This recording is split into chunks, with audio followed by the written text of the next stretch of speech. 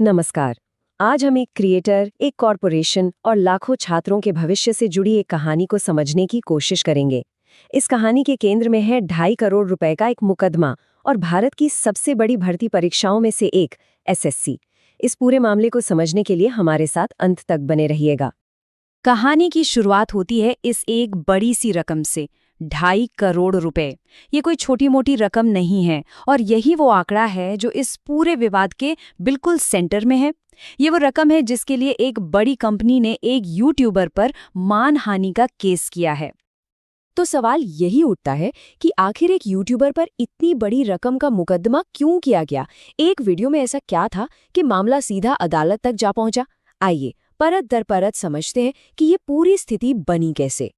तो चलिए सबसे पहले बात करते हैं उस घटना की जिसने इस पूरे विवाद को चिंगारी दी, और वो है एक बहुत बड़ा मानहानि का मुकदमा जिसे अंग्रेजी में हम डेफेमेशन लॉसूट भी कहते हैं। ये सब कुछ शुरू हुआ 11 सितंबर को पोस्ट हुए एक वीडियो से, जिसका टाइटल था रियलिटी ऑफ एसएससी एग्जाम।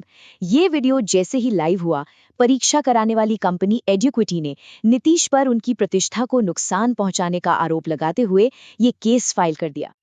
लेकिन देखिए, इस मुकदमे की जड़ तक पहुंचने के लिए हमें थोड़ा सा टाइम में पीछे जाना होगा और उस सिस्टम को समझना होगा जो इस सबके बिल्कुल केंद्र में है, यानी कि स्टाफ सिलेक्शन कमीशन या एसएससी।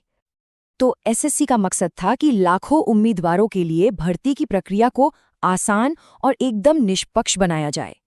लेकिन जैसे जैसे फॉर्म भरने वालों की संख्या बढ़ती गई, इतने बड़े ऑपरेशन को संभालना एक बहुत बड़ी चुनौती बनता चला गया और सिस्टम पर दबाव भी बढ़ने लगा। अब जरा इस टाइमलाइन पर गौर कीजिए। ये साफ साफ दिखाती है कि सिस्टम पर दबाव कैसे लगातार बढ़ता ही जा रहा था। 2012 में 30 लाख से ज्यादा एप्लीकेशंस ने तो सिस्टम को लगभग ठप ही कर दिया था, और फिर 2013 का पेपर लीक और उसके बाद हुई सीबीआई जांच ने सरकार को एक बड़ा फैसला लेने पर मजबूर कर दिया। जब ये पुराना सिस्टम बार बार फेल हो रहा था, तब सरकार ने एक टेक्नोलॉजिकल सॉल्यूशन के लिए प्राइवेट सेक्टर की तरफ देखना शुरू किया। और ये एक बहुत ही बड़ा और बुनियादी बदलाव था। सोचिए, पहली बार देश की सबसे जरूरी सरकारी नौकरियों की परीक्षा कराने की जिम्मेदारी बाहरी यानी प्राइवेट कंपनियों को दी जा रही थी। ये एक ऐसा फैसला था जिसके नतीजे बहुत दूर तक जाने वाले थे। लेकिन ये जो प्राइवेटाइजेशन था, ये कोई रामबाण इलाज साबित नहीं हुआ। टेक्नोलॉजी तो बदल गई, लेकिन परेशानियां जस की तस बनी रहीं।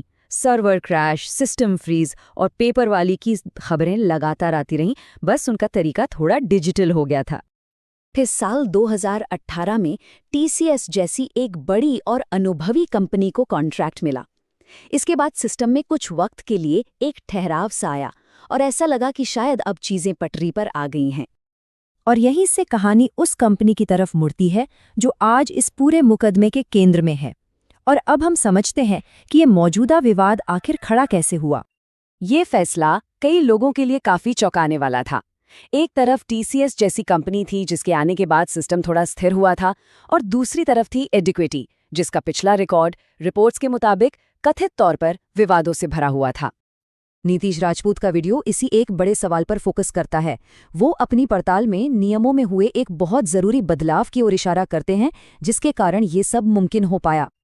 ये स्लाइड आरोप के केंद्र को बिल्कुल साफ कर देती है। जैसा कि इस टेबल में दिख रहा है, आरोप ये है कि टेंडर के लिए जो अनुभव की शर्त थी, उसे 50 लाख छात्रों से घटाकर सिर्फ 10 लाख कर दिया गया।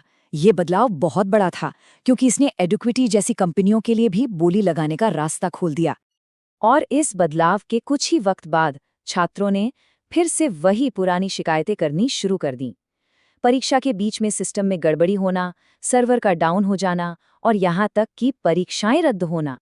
ये सारी बातें हमें आज की तारीख में वापस ले आती हैं, जहां एक तरफ एक कॉरपोरेशन है और दूसरी तरफ एक कंटेंट क्रिएटर, और दोनों के बीच ये कानूनी लड़ाई चल रही है। कंपनी का पक्ष बिल्कुल साफ है।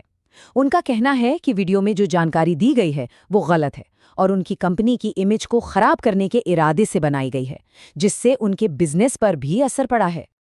वहीं दूसरी ओर यूट्यूबर अपने काम पर पूरी तरह कायम है। उनका तर्क ये है कि उनकी रिपोर्टिंग पब्लिक में मौजूद डॉक्यूमेंट्स और स्टूडेंट्स के अनुभवों पर आधारित हैं, और ये एक तरह से जनहित पत्रकारिता का हिस्सा है जिसका मकसद सिस्टम की खामियों को सामने लाना है। इस बीच सरकार का भी एक ऑफिशियल पक्ष है। उनका कहना है कि ये फैसला पूरी तरह से स्थापित नियमों के तहत ही लिया गया था और एडुकेटी ने टेंडर की मूल्यांकन प्रक्रिया में टेक्निकली और फाइनेंशियली दोनों में टीसीएस से ज्यादा स्कोर हासिल किया। लेकिन इस पूरी कानूनी लड़ाई, कॉरपोरेट दावों और सरकारी सफाई के बीच हमें ये बिल्कुल नहीं भूलना चाहिए कि इस सब की असली कीमत आखिर चुका कौन रहा है। जी हाँ, लाखों छात्र। वो छात्र जो इन परीक्षाओं की तैयारी में अपनी जिंदगी के कई कीमती साल और अपने परिवार की सारी जमा पूंजी लगा देते हैं, सिर्फ एक सुरक्षित भविष्य की उम्मीद में। उनके सपने और उनके करियर सिस्टम की नाकामी के आरोपों और कॉरपोरेट मानहानि के दावों के बीच कहीं फंस कर रह गए हैं। और यही वो सबसे बड़ा सवाल है जो कानूनी दलीलों के खत्म हो जाने के बहुत बाद भी हमारे सामने खड़ा रहेगा। ऐसी ही जानकारी के लिए ऑल कैन स्टडी को सब्सक्राइब कीजिए। धन्यवाद। चलिए अगली